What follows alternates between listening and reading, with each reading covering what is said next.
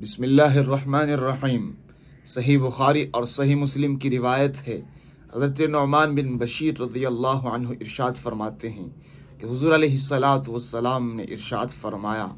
تری المؤمنین فی تراحمہم، تم اہل ایمان کو دیکھو گے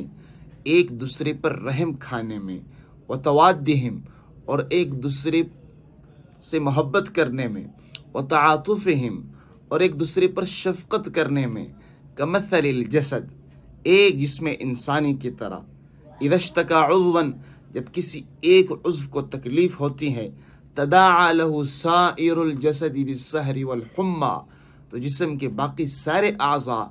بخار اور بے خوابی میں اس کے شریک حال ہوتے ہیں۔ میرے نبی صلی اللہ علیہ وسلم اس حدیث میں یہ پیغام دینا چاہتے ہیں، یہ میسج ہم تک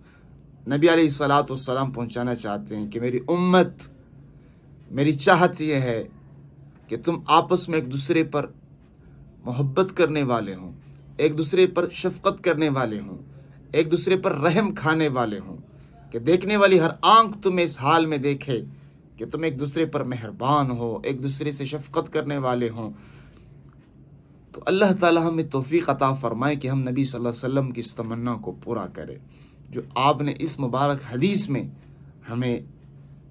عنایت فرمائی ہے۔ ایمان کے دعوے کے باوجود بھی